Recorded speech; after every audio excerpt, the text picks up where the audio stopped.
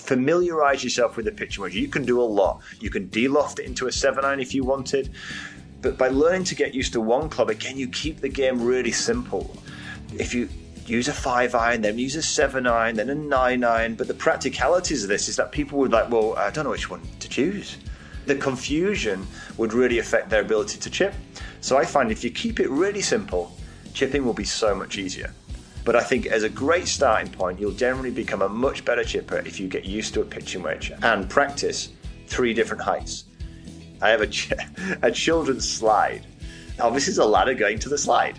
So what I will do is I will try to chip through the bottom step, then the middle step, and then the top step. And you do it all with one club. That's it. So that's something you could do right now in lockdown. Just chip it, bottom, middle, top, all with one club. Golf Smarter number 741. Chipping and putting drills for indoors or your backyard with YouTube sensation Danny Maude. This is Golf Smarter, sharing stories, tips, and insights from great golf minds to help you lower your score and raise your golf IQ. Here's your host, Fred Green. Welcome to the Golf Smarter podcast, Danny. Hello, Fred. How you doing? I'm doing well. How are you doing? I'm doing very well. I thank you very much for inviting me. Yeah. We're in crazy times. We are indeed. Especially for golfers, because some people get to play, some people don't. Where are you based? Well, I am just outside London, about a 45-minute journey outside of London, and we are also in full lockdown, so we can't get out on those golf courses whatsoever. But we're hearing kind of some positive news. Hopefully in the next couple of weeks we might have some easing of the lockdown, but again, nothing has been decided at the moment. But yeah, it's frustrating. Yeah, and so you have a phenomenal YouTube channel that we'll talk about in detail in a minute, but I'm also guessing that you have your own students. Yes, I do. Yeah. Many students. Yeah. So what's going on with that? How's business? Are you able to do video lessons, or do you meet people 6 feet apart? How are you doing? Yeah, well, no, so I obviously right now it's we can't do any one-to-one sessions. But what's been amazing is if we've had all these people around the world just kind of contacting us. They're obviously everyone's in lockdown right now, so they're all kind of desperate to do something with their game, and they're just contacting us. So we're doing lots of online lessons.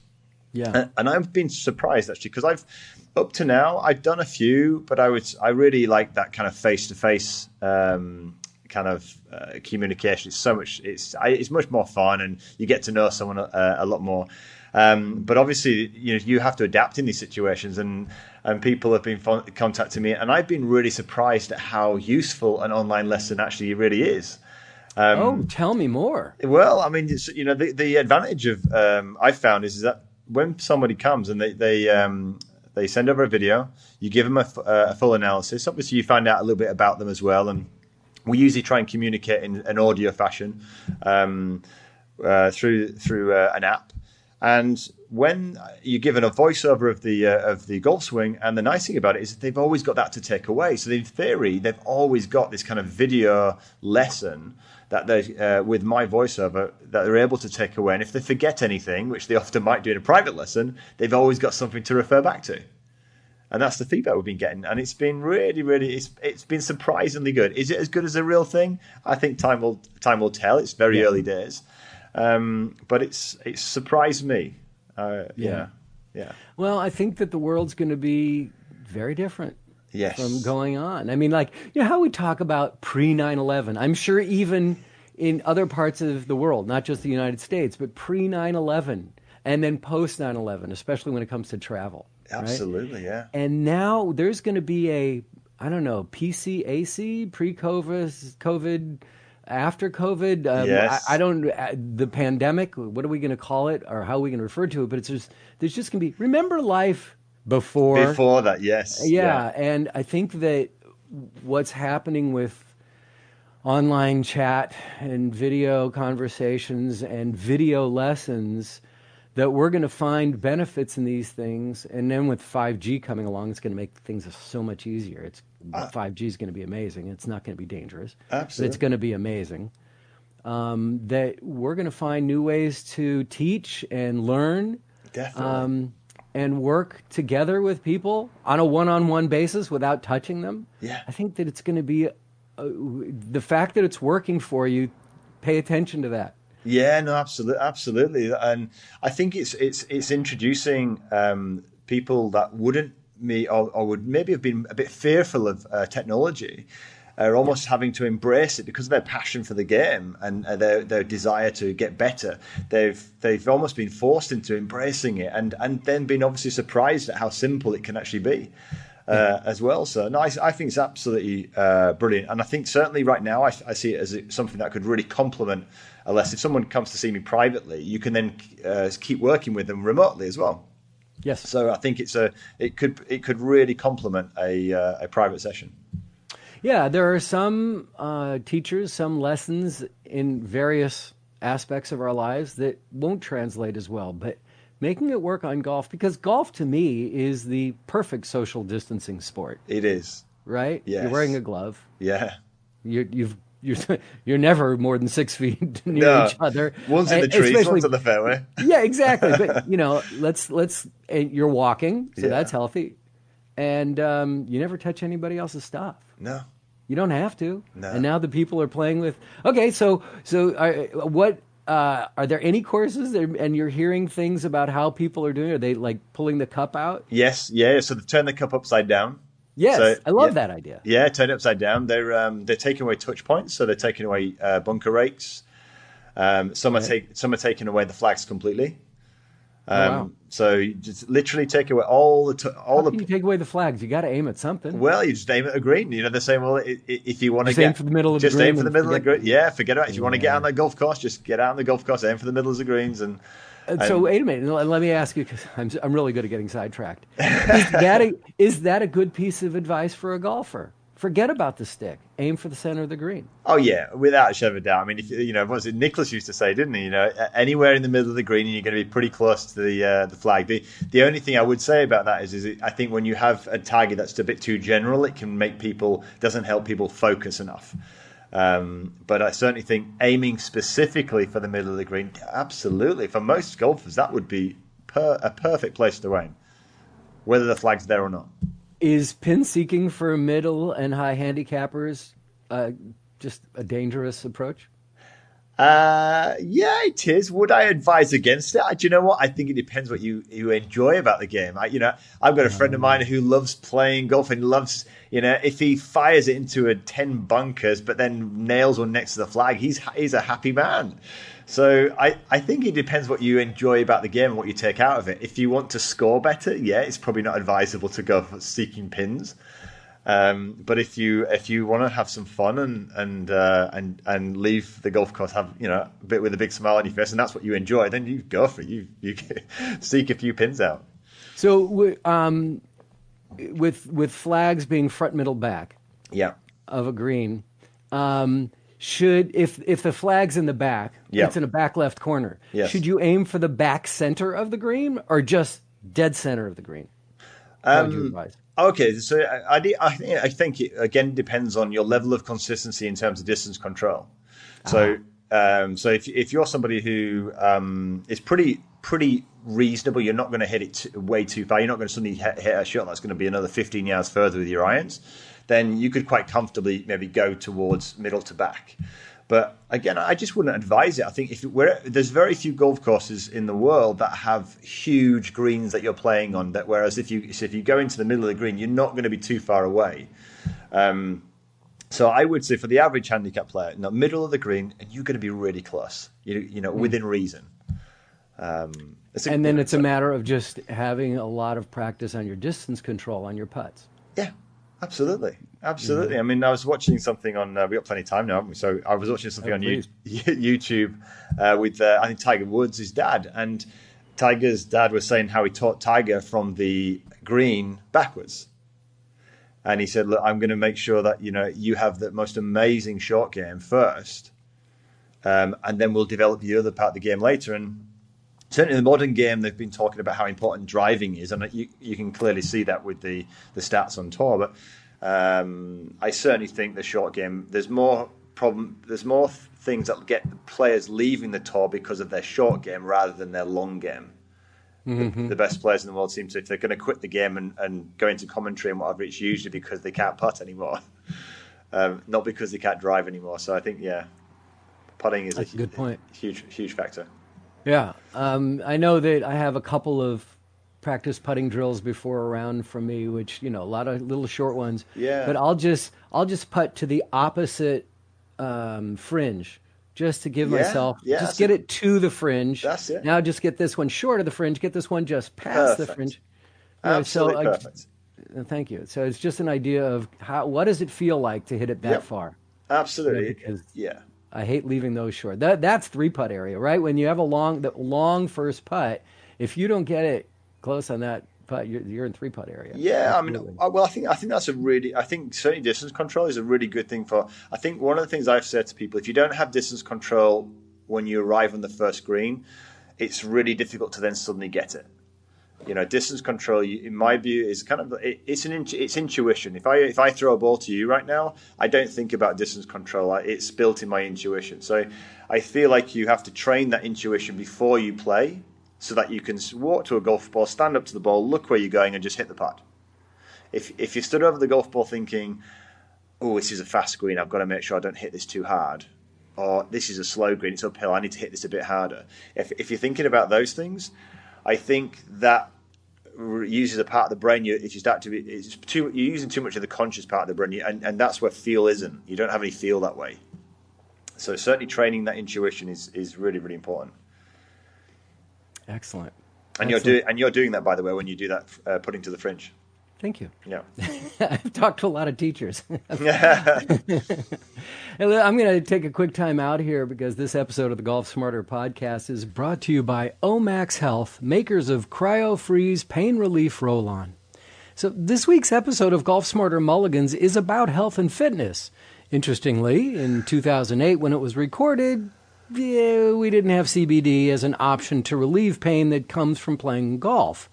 But I have no doubt that if we could discuss it again, that CBD would be a topic primed for that interview. I'll play you a sample later in this episode, but if you're looking to get rid of nagging muscle and joint pain immediately while providing long-lasting recovery, then do yourself a favor and try the natural breakthrough pain relief solution, Cryofreeze CBD Roll-On, developed by Omax Health. This non-prescription triple-action pain relief roll-on is specifically formulated to block pain receptors, reduce inflammation, and improve muscle and joint flexibility. What's amazing in the light of today's science is that this 100% natural CBD-powered remedy works within 10 minutes of application, and I can speak from experience here, it lasts an entire round of golf and long afterwards. Omax Health is offering Golf Smarter listeners 20% off a full bottle of Cryofreeze CBD Pain Relief Roll-On plus free shipping. This discount also applies towards any product site-wide. Just go to omaxhealth.com. That's O-M-A-X Health. omaxhealth.com today. Enter the code GolfSmarter. That's omaxhealth.com and enter Golf Smarter to get 20% off Cryofreeze and site-wide. This product's the real deal. Go to omaxhealth.com, enter Golf Smarter to get 20% off anything you buy at omaxhealth.com. And we thank them so much for their continued support of golfers in pain. Yeah. All right. Danny, I want to get back to you. We were talking about the various rules that are going on as courses are starting to reopen or haven't closed during the pandemic. Just an opinion thought on yours. So you get the cups are upside down. Yes. It's a par 3. It smacks the cup and bounces out. Yes. Hole in one? Yes. Thank you. Of course. Yes. Of course. Yes. You've got to take the opportunity. It's hit the hole. Right. Hey, that's the local rule. That's the local rule for the day. Right. Exactly. If that's the local rule, then it's a hole in one. It is Why are we indeed. arguing this? Yeah. Okay. Is somebody arguing this? Yes. There are people who are like, that's not fair. That's not right. It's like, why not? Why not? Yeah, absolutely. Take the opportunity. Yeah. And I'm going to share with you, I have my own personal par 3 rule. and that is for gentlemen, don't go to the bathroom on the tree behind the tee box with your back to your playing partners. Because the one time I got a hole in one, my friend missed it because his back was to me. So for anyone, please remember, don't go to the bathroom when somebody's hitting on a person. I shall remember that one. Okay. You have a spectacular YouTube channel. Congratulations. Thank you. I fell down a deep, deep rabbit hole the other day going through your stuff, and I think that's mainly why I reached out to you, because I saw one video and another one and another one and another one. You're the one that keeps watching them. Hey, guilty as charged. I love your approach on this, and I think it's because here's what I like about your teaching method on video and why I think it's so effective and why I think you have 270,000 subscribers on YouTube and climbing. Yeah. Crazy. We'll get to that. Yeah. I think it's because you don't go, here's your swing and here's Tiger's swing. Here's your swing, here's Phil's swing. It doesn't help for me. That's not how I would learn, so I don't do that. You give very practical approach, like, here's what I think we need to work on today, and then you give simple to understand, you're an excellent communicator, and easy to understand tips on how to achieve these things. The first video I saw of yours, when I wrote to you after I saw it, was about putting on your drive, with your driver and having your feet in a line. In a line, yes. So the 1 foot behind the other drill. Yes, please explain. Yes. Share that. I've done it, and my friends go, what are you doing? I'm like, you know how I lose my balance on a drive? Watch this. Yeah, well, I think the first thing, the drill itself came from a client that literally I think I've been teaching that morning. And that's where most of my videos actually come from. So the client was struggling to strike the ground after the golf ball. He was striking the ground before the ball. And a lot of the reasons why, he was flicking his wrist through impact. His body was falling behind the ball, and that was causing a lot of this ground contact. So I needed to help him to clearly strike the ball first, but just telling him to do that and keep his handle head and all those things that you probably see that hopefully cure the ground before the ball weren't going to work. So I get that drill where if you put your feet together and draw your trail foot back, so it's completely in line, and you rest it on your toe, it will really disrupt your balance, because you now have a very narrow balance. It does two things. One, if you kind of move around a lot, you're going to feel it a lot more. Yeah, you're going to feel it a hell of a lot more. So one, it encourages people to stay still, but what it also does is it also encourages people to naturally rotate as well. So while your foot's back and you make a golf swing, which is what he did initially, he made a golf swing, and what did he do? I'd taken his right leg away because it's behind him now, so he lost his balance and he fell backwards. But immediately he's got feedback, which he'd never had before. So when he was hitting it fat before, he never got any feedback from that. And one of the key things about any drill is that if I can leave and I know that someone has got a drill that they can work on that provides them with good feedback that they can improve on their own, then it's a winner. And this one really does that. So as soon as he can start to hold his balance, so he's now staying over the golf ball, suddenly his ball striking improves. And it really it's nothing more complicated than that. The drill works because the only way you can keep your balance is by swinging properly. As a byproduct of swinging properly, you hit the ball better. And if you don't, you immediately know because you lose your balance backwards. And that's it. There's nothing more complicated than that, really. It was really, really straightforward, and it worked within, 15 minutes. Well, you make it sound simple, and you make it look really simple. And then you give tools that when you walk out onto the range, go, I'm going to try this thing that Danny was talking about, and it works. Yeah, it's funny. It really does. Tell me how you got started with the YouTube channel. How did I get started? Honestly, how did I get started? I have never told this story actually before. So this is it's an interesting. So let's alert the media. Oh wait, we are. Okay. So long story short. So I got started because I heard on the grid. So I was head professional at Canterbury Golf Club, and I'd been running the business there for quite a long time, doing a lot of coaching county-wide. And I'd run a retail shop. And I'd heard on the grapevine that the club were considering getting in a big retailer to replace my shop. Now, in the UK, it may be different than in America. In the UK, we tend to franchise out the shop. So I actually owned the shop itself. So in the end, I just decided that I'm going to lose my job potentially on my position. So I need to do something about that and build something that I can rely on. And I don't have to rely on anybody else. So I decided to kind of put what I was thinking about the golf swing on camera, and that was it. Really, that's how I got started. Are you producing them, or how are you shooting them? I'm fascinated because they come out so good. Oh, this is hilarious. So it's literally me. So I changed my camera when I got to 100,000 subscribers. I had a really, really old camera. I had like a Canon HD camcorder, and but I did buy good audio. I bought a good audio at the start. Yes, I noticed that, and that's a smart idea. Yeah, I bought a good audio, but it's just me. And it's funny because I got invited to do some coaching out in the States. A guy wanted to take me out and invite me out for a week to spend with him coaching him. And he said, I said, well, I've got a film and stuff. He said, oh, don't worry, bring your film crew. I'm happy to pay for your film crew. I'm thinking the film crew is me and my tripod. Me and my tripod. Absolutely. Hey. So yeah, just me, and I obviously do the editing as well. So yeah. Oh my gosh! So you are not doing the retail store anymore? No. So that's why you had time to start teaching yourself to be a video editor. Yeah, no, I did that at the same time. I still had the retail shop, so I was still. I only got rid of the shop actually January this year.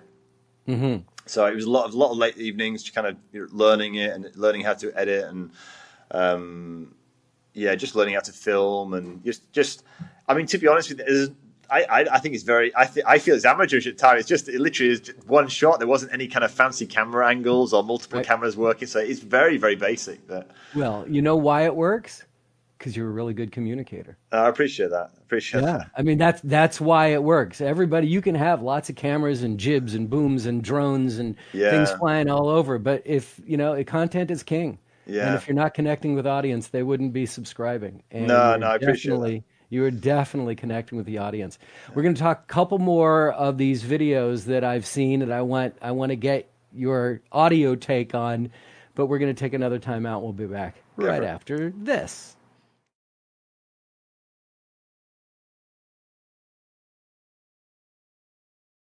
Danny, as I said, I was getting into the rabbit hole of YouTube videos, and you had me hooked for hours the other day. And you're doing videos now every single week. Yes. You're in that rabbit hole of, I got to do another video. I got another duty. And feeling guilty if you don't do it. Yeah. But I've got that many subscribers. And I'll tell you, from where I'm watching, there's these little ads that pop up before each one, and I'm hoping the little ads that pop up before each one, and I hope you're making money on those. Yeah. But they're for the strangest golf aids that I've ever seen. I know, we don't have any control over these ads. You have no control over that. No control of the ads. No, but some of them are pretty outrageous, and some are like, what? What are you talking about? I know. Do you see them? Oh, yeah. I often get people. I've had, honestly, hundreds of people contact me wanting me to do promote their products. Right. And today I've only accepted one offer, which is for, I think it was the Orange Whip, I think it was, which I just was using, but every other product I just haven't accepted yet, because some of them are just crazy.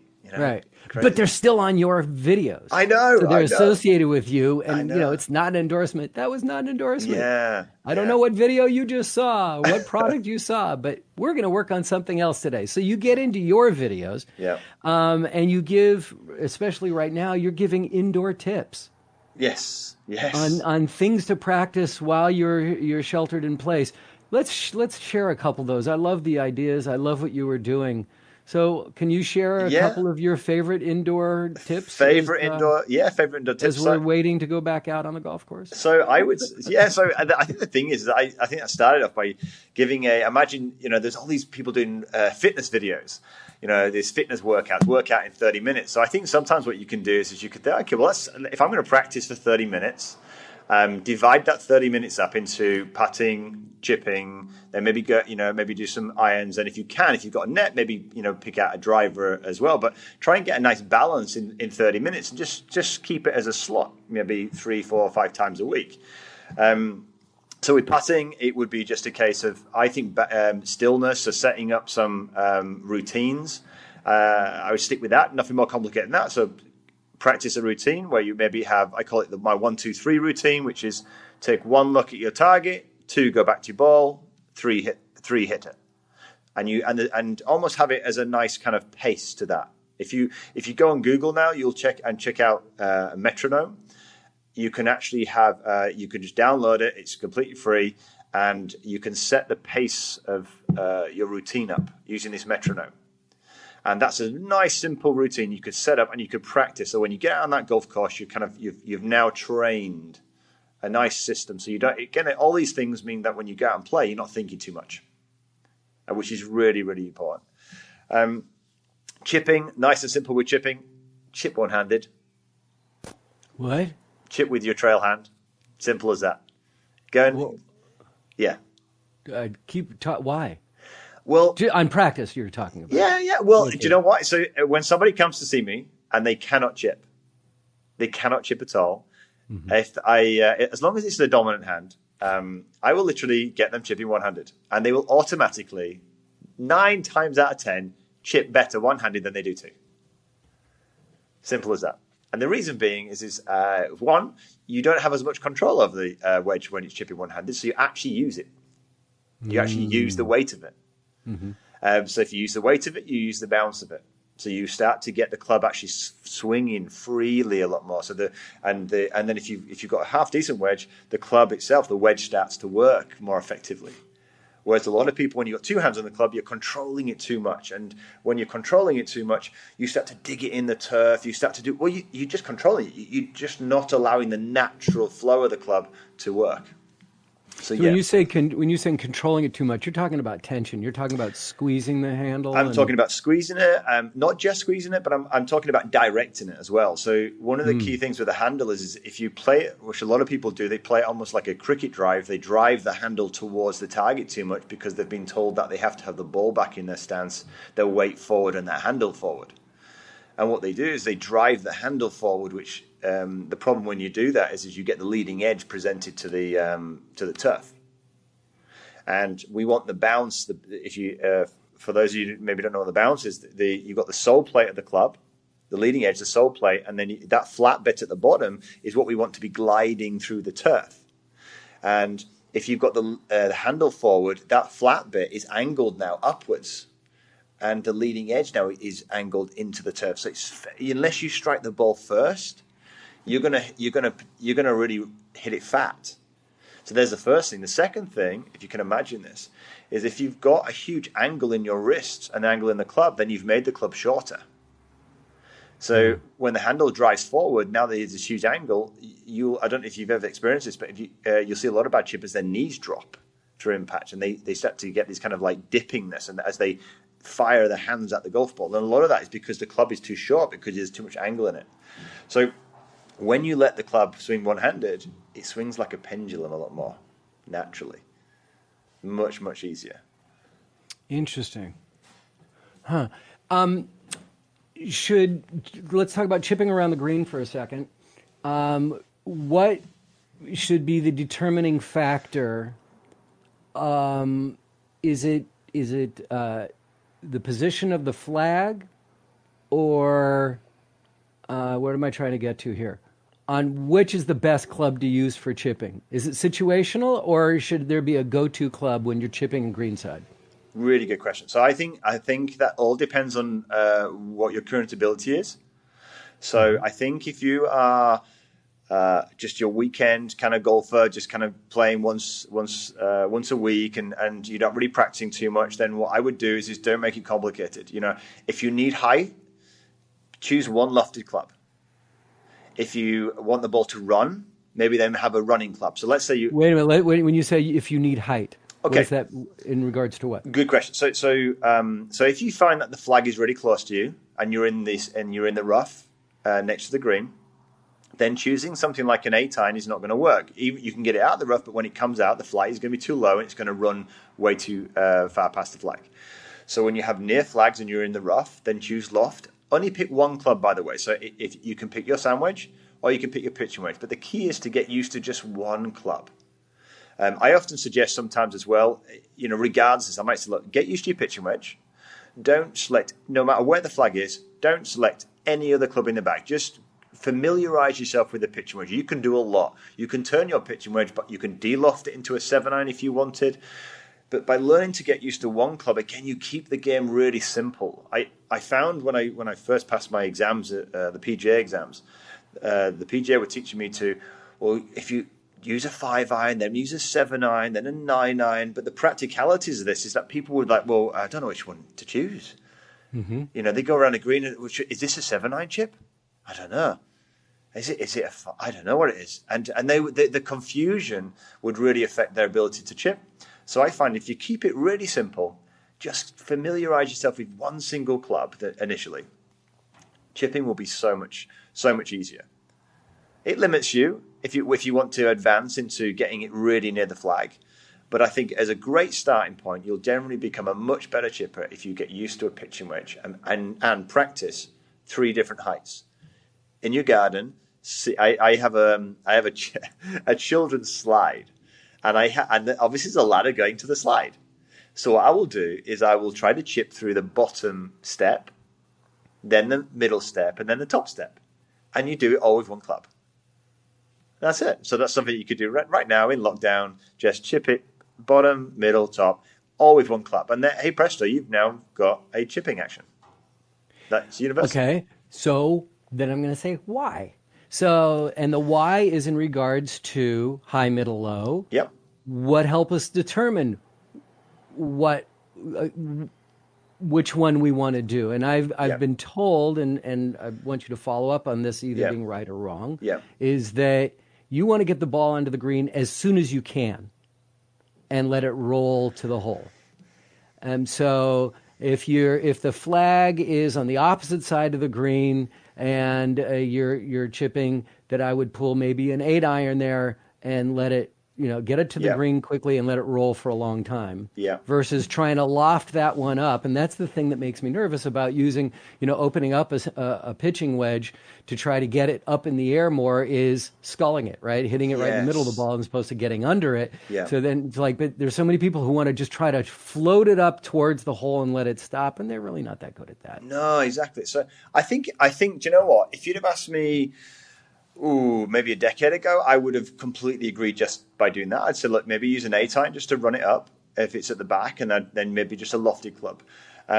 What I found now is I don't think there's a right or wrong answer with this. I found that there's golfers that they're just brilliant. I mean, I suppose my lessons proved it to me that what they would do is they would choose a shot that I wouldn't recommend back maybe a decade ago, but they were brilliant at it. So they preferred the lofted one. They were much better at it, lofting it all the way to the flag, even though the percentage play traditionally would have been to just land it just in front of you and let it roll all the way out to the flag, because surely if you're just trying to pitch it in front of you, that's a safer technique. And in theory it is. But what I certainly was finding along with so many clients is that there was definitely a mixture of players. Some players were better at the running type of shot, and some players were better at the lofted shot. So what I would say is, what we ended up doing in the end was saying, well, let's just find out what you prefer. Play a few shots, with a wedge, then play with an 8-iron. Just experiment. Which one do you like? Which one do you get on with? And then it wasn't so long after that when I heard Annika Sorenstam had this conversation with Tiger. And Annika Sorenstam was this kind of, she had this experience where she was always been taught just to chip on the green and let it roll out. And then Tiger turned around and said to her that, well, what happens when you've got all these humps and hollows? Now you've got to read the green. Whereas if you loft it over all those humps and hollows, you don't have to read the green. It's much more reliable.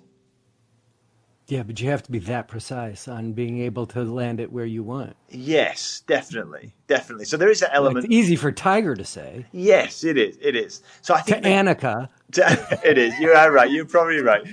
But going back to my players, is that what I said was, well, why don't we just experiment? And that's what I suggest with yourself, is that experiment with what you think. So get right next to a green, hit an A time, and just practice hitting some shots for the A time, and then maybe come to your sandwich. Do exactly the same. Picture with your sandwich, and see how you get on with both clubs. Yeah. If you've got a short flag, use your sandwich. If you've got a long flag, use your A time. And then if you've got a long flag, use your sandwich. See which goes closest for you. Experiment. Do you prefer a regular swing or maybe a putting motion when you're around the green with something like that? I've got a lot of success from another teacher that I had talked to about taking my 8-iron and using it like a putter. Yes. And getting it close to my feet, and I make much better contact and much better direction. My dispersion's so much better when I do it that way. And then I watched one of your videos, and you were chipping, like you were standing there, and it was a golf swing, but it was just a shortened golf swing, and you were showing how, the club head was parallel to your body angle, and right. Yeah. So where'd you go? Well, I think I use both. If I want this a standard chip shot, so if I want something just to pop onto the green and just release out, so something that has some topspin on it, I would use that. I would literally get the club nice and vertical. So if you can imagine stood to the golf ball, you stood nice, very close to it now, and you're holding it very much like a putter. So it's up the lifeline of your hands, and I would just putt it. The thing about that though is it's limited in its length, in how far you can hit it. Because of that, if you're in thick rough, it can be a bit tricky as well, because with thick rough you need some power, which means that you need more length in your stroke. So there are some limitations with it, but it is wonderful for those small little shots around the green. And like you say, it's so much easier because it acts as like a pendulum. It's much more accurate. So the only reason why I would change to something where the shaft starts to become more orthodox, like a swing, is when I feel like I need some more power. I see. And also more spin. So more backspin. And if you're in a thick rough, green side, do you ever pull out like a hybrid to chip? And very rarely. Yeah, very rarely. Again, because the greens are usually quite slick. The last thing I want the ball to do is to be chasing, exploding onto the green. Yes. Yeah. So very rarely it happens, but infrequently. Okay. Awesome. So I subscribe to your YouTube channel, and also you said if you click on this link, I can send you. I have a weekly newsletter. Is that what it is? Yeah. So tell me about that. So So every week I send out a piece of training to anyone who's on my newsletter. Just a video. It's very similar to what we do on YouTube, but one of the things I do with it is I also include a practice plan with it as well. So a lot of people were saying like they often forget what they've watched on a video. Is anything else I could do? Well, so I summarize the video in a nice PDF document that they can download, and it gives them a step-by-step practice plan that they can simply take to the driving range. If they enjoyed the video, they can then take it to the range with them and practice, or just download it to their phone, whatever they prefer. And how often do you put them out? Every week. Wow. Week. Yeah. Busy guy. Yeah. It works really well. Kids. With 3 kids under 10 years old. Wow. Oh, don't tell me. No. Yeah, they're probably waiting right now for me to put them to bed. I hope that you will agree to come back. I loved having you on because, again, your explanations are so concise but clear. Is that redundant? And you make a lot of sense to me. No, I've really enjoyed watching you. I've really enjoyed meeting you, Fred. It's been an absolute pleasure. Thank you, Danny. How can people get in touch with you beyond? And it's Danny Maude, Maude. That's correct. Right. So do you have a website as well as YouTube? Yeah, it's just DannyMaude.com. And if if anyone wants to contact me, there's just contact me on support@DannyMaude.com. Nice and simple. Okay. And social media, we follow you. Is it just YouTube or where else are you? I'm on. So the YouTube channel is just Danny Maude, and I'm on Instagram again, Danny Maude, and same on Facebook. Those are where I'm at. I've built a nice community on Facebook. It's very active. We interact quite a lot, and there's some fun we're having on Facebook. And What are you doing on Facebook? We just got people. It's incredibly active community. So I just got involved, just talking to the players. Basically, they're on Through YouTube. Video? I do. I go live on Facebook sometimes. So usually once a week, I just go live, just randomly go live. And then that people ask me questions, and I get involved, and it's just fun. It's just great to. I love being in the community, and they're real golfers. there are no professionals in there. It's all you're just your average golfer who's struggling away and wants to improve, and I enjoy it. It's a great community. Yeah, I know those folks. Yeah, I am those folks. We were all those folks at one stage. Yeah, exactly. Well, Danny Maude, again, check out the YouTube channel. You're not gonna miss out on anything because there's so much content there. You've been putting it out weekly for a long time, and there's just really great stuff that you will find yourself getting stuck in that same rabbit hole that I did. And I look forward to having you back, Danny. This has been a lot of fun. Thank you so much. Thank you very much. So as I mentioned earlier, the new episode of Golf Smarter Mulligans podcast, episode 57, is with Susan Hill, who at the time was president of Fitness for Golf, now at bodyforgolf.com. Here's a taste. Golfers are still just completely in the dark and totally confused about what they should be eating and what they should be drinking prior to a round. And there's definitely foods and drink that golfers are taking in at the beginning of the round, which is creating what they feel like is a sugar rush or an adrenaline rush, and it's the same food that's creating that rush that's zapping their body of all of that energy at almost exactly that time. It's almost like you just show up on one hole and say, what the heck just happened, because I don't have any energy. Like, where did it go? It was there 5 minutes ago. And nutrition can do that to you. That's from our sister podcast from the archives of 400-plus hours of Golf Smarter that we call Golf Smarter Mulligans. It's released each Friday. You can find it wherever you get your favorite podcast. Our next giveaway is a no-brainer for any cost-conscious golfer today, and who's not watching their bank account more than ever. A dozen Eagle quality premium used golf balls of your choice. Any ball you want that they have in stock from two guys with golfballs.com. Winner will be announced on the next episode, May 26th. So enter now at golfsmarter.com/giveaway 2020, or just go to golfsmarter.com and click on the banner at the top of the homepage. And good luck. I hope that you're the winner. Now that golf courses seem to be open all across the United States, I'd like to ask you to be a Golf Smarter ambassador for a moment just by submitting an honest review of this podcast from wherever you subscribe. A review of this episode or the podcast as a whole, it's completely up to you. Because when someone is new to podcasting, which is happening more than ever before, or maybe they're just looking for something new to hear, your comments go a very long way in helping others check us out.